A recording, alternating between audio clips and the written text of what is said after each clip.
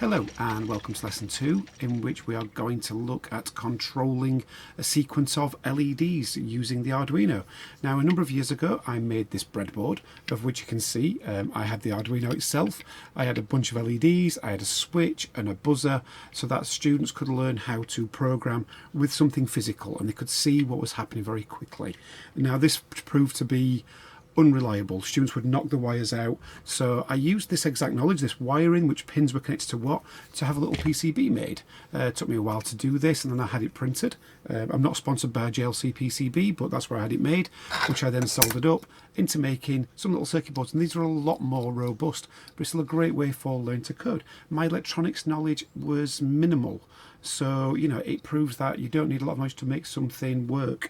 Now again, I'm just going to come back to Tinkercad because it's a really easy way to do things. We can play about, we can experiment, and really this is actually how I do it now in class, rather than using the breadboard method, because students can play about and they can understand the electronics for themselves. So let's get started with this. I've got the Arduino itself. Now, I didn't mention this last time, but up here it's got the made up name, so I'm just going to call this Arduino lesson 2. You should obviously name it whatever's sensible for you. So I'm going to add a breadboard on, and again, this is a great way if you want to do this with your children, to play with. So we've got the breadboard. I'm going to connect the ground. Now, if you don't know how breadboards work, as soon as I connect the ground, the negative part of the battery, to this bit, all of these pins across the top are now connected along this wire. So this is going to make up our circuit. I'm now going to add an LED. So I'm coming onto this side. Let's have a scroll up and down. Yep, there's an LED. I can just drag this on. So if I look at these again, I'll zoom this as much as I can. If we look at this side, we can see that all of these pins are connected. So whatever I put now on this column will be connected to that part of the LED. So they are not connected to each other. So you can see these are also now connected. They are not connected across this gap here. I know some of you are probably thinking, why am I explaining this? I've taught this in class and quite a few students were not aware of it. So I thought I should make sure in case anyone's got those questions. So this is now going to connect to obviously our negative rail. This is going to connect to our left leg of the pin, which is our cathode. If we were to look inside the LED, I think this is the shorter one, but I always mix it up and I always have to look it up every time. So don't feel shy if you're not, or low self-esteem if you're not sure which LED is which leg is which. I always have to look it up every time. If you do it the wrong way around, it just won't work. It'll not destroy it unless you ram a load of voltage through it. It just doesn't turn on and off. So when I was soldering these boards, I made sure every single LED was the right way around before soldering it in. So I can now connect this negative rail to this LED, so I'm just going to click this down to here. This is not going to look too pretty, but we can see where it's kind of going. We can also colour code this, by the way. I could turn this to be black because we know it's negative, make that one black, and again, it really is up to you on how nice you want it to look. So now I've got this LED. Now we know from last lesson, LED 13 is this one. So I could at this point just connect pin 13 straight to that pin just there. I'm going to make that red so we know that it's a live wire. So now we've got the ground coming through, and this is going to come straight back to pin 13. So pin 13 is providing the voltage, it's providing the energy to the LED itself. So if I press play now, this should light up. There we go. Now it's got an exclamation mark because it knows I'm putting too much power through it. And if I did this in the real world, if I'd have done it on this circuit board, it would have worked for a short time, and then the LED would just simply die. So what I need to do is actually get rid of this wire for the moment. I'm just going to press delete, and I'm going to add a resistor. Now, as I said a moment ago, all these pins are connected, so I can't put it just here because it will short circuit the resistor itself. So I'm going to move it across this little bridge. So now our LED, our power is now going to come from here into the resistor. So now we've got the ground supply going through the LED, it's coming through the resistor and then going back to pin 13, or whichever way around you would prefer to visualize. Doesn't really make any difference. I'm sure to people out there who do electronics, they will say it does. So I've got the power into the resistor, into the LED, back to ground and back ground. That's our circuit. Now this resistor right now is 1K. I'm going to change this to 220 ohms. This is again the resistors I've tended to use on these boards. I think we can. I sometimes use 330s as well. It's not that big a deal for this sort of circuit. Very important with complex circuits though. So now we've got an LED, we've got no warning, we've now got a light coming on and off. So that's just our one LED.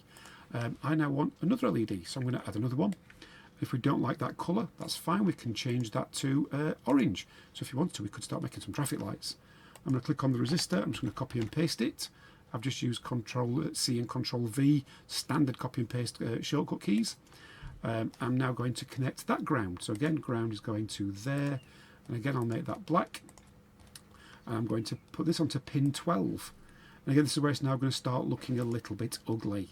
So I'm now going to change that to I'm going to do that orange as well, just so it ties in with the LED. Obviously, you wouldn't be able to do this in the real world unless you've got lots of different coloured wires. But we can now, so that's connected. Now, if I press play, nothing's going to happen. Just the red one's going to come on and off. What I'm now going to do is go into the code and add this. So if I just move this screen over a little bit, I'll stop the simulation. So we've got this pin mode LED built in. Now, just to make this more logical for us, I'm going to change that to pin 13. That's a pin 13. I do like to use names because it can help change things later. So when we do a more complex project in a few lessons time, I will name the pins rather than just numbering them. So this is again a common mistake. People forget to change, forget to add it to the setup function. Now I didn't explain this last time. The setup function runs just once. So when this chip is booted up, so you give power to your chip, this function will go first, and it will only go once. So it will go, pin 13 output, need to change that, pin 12 is an output, that's fine, and then the chip starts running the loop. So now it sits and it will run this as fast as it possibly can. So if you're on an Arduino, it's going to run a lot slower than say if you're on an ESP32, because these are a lot faster processors. So you've got to sort of keep that in mind. Now obviously the delay command means, it will still stop for half a second. So it doesn't matter what you've done at that point. So I've got pin mode 13, pin mode 12. And again, this is where copy and paste is really powerful, but also dangerous. So please be cautious. By dangerous, obviously I'm over exaggerating. I didn't even copy and paste that time. I can just copy these 4 lines, and I can now say pin 12. And the reason why I say dangerous is people forget to change them. They copy and paste and then don't make any edits. So if I just say pin 13 is going to go on, then off, then on, then off. So it's 13, then 12, it's going to loop back round. So if I just close the code so we can see what's happening, I'll just close the components for a moment and press play.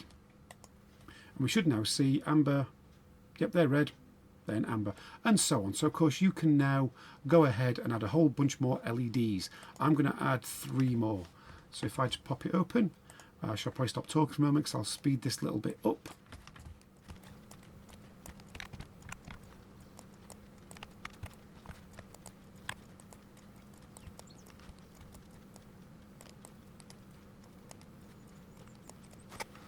Okay, it's not particularly pretty, but you can now see I've got 5 LEDs. I've changed them all to red because I want a red sequence of LEDs, which might appeal to some of you out there. So I've got LEDs, I've connected the ground, I've connected all the voltages. This is not as neat as I would like it, but again, we're just prototyping. So now I'm going to jump into that code. I'm going to now add a few extra lines. So again, I'm going to do that. And again, we can see I'm doing to pin 11, 10 and 9. So 11, 10 and 9. We don't need the leading 0. And then what I'm going to do is I'm actually going to remove the turn them off for the moment. So I'll just move that one down. Okay, so now I've got pin 13 coming on, pin 12 coming on. I'm going to just copy that down. So is that? Yep, that's enough, isn't it? So I've got 13, 12, 11, 10, and then 9. So I'm turning them all on. And now, again, it's up to you how you go about this. Some people will code in different ways. I can just copy this across, paste, and now, of course, I'm going to turn them all low. And so please notice it is capital letters. Case sensitivity is very important in nearly all programming languages. Okay, so now I'm turning them all on, then I'm turning them all off. So let's have a look at what that looks like. Okay, so we've got a nice little sweep going off there. Now again, what I should really do, and this is all about the sequence and giving instructions, is if I go into the code, if I want to change how fast it goes, I've got to go through all these 500s. I don't really want to do that, so I'm going to create a new variable. Now I just need a whole number, so a whole number is an integer. I'm going to say whole number, delay, no, I'll not use delay, I'll call it a timer. Again, I know I said last lesson don't use timers, but I'm going to. 100, and in C, this is C++ basically, every line does need to end with a semicolon. If you get a mistake in your code, you have probably missed a semicolon. So have a look through it, and it will warn you, by the way. In fact, if I delete that now and press run, it probably it should come up. There we go. Error, expected a comma or semicolon. So if you see an error, do have a little read, because it tells us at line 16. So I can look at line 16, and it's only saying there's an error there is because the error happened just before line 16. So that's another common thing to watch out for. Okay, now what I'm going to do is the tedious thing of replacing the word 500, sorry, the number 500 with timer. And this is what I should have done from the very beginning. This is why it's important to really think about your code before you start writing it. But in a moment I will do a very different way of handling it, or possibly the next lesson. Okay, so you can, yeah, this is very tedious. Okay, so you can now see I've replaced with timer, I've set to 100 delay. So now when I press start, I'll just hide the code for the minute. It's going a little bit faster. Now the web IDE does struggle a little bit, but if this was in front of you, this would be absolutely fine. So obviously your task now is to go and play.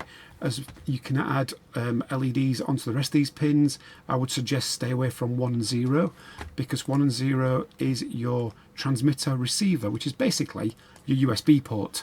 So if you code over the USB port, you'll stop from being programmable. Unless you handle it very, very carefully. We just don't want to go there right now. And for now, don't worry about these this side. We'll come to those at a later point. So, again, go have a play. Change the LEDs. This is how Christmas tree lights basically work. Some of you probably know this is kind of how Knight Rider works. For those who are old enough to remember that TV show.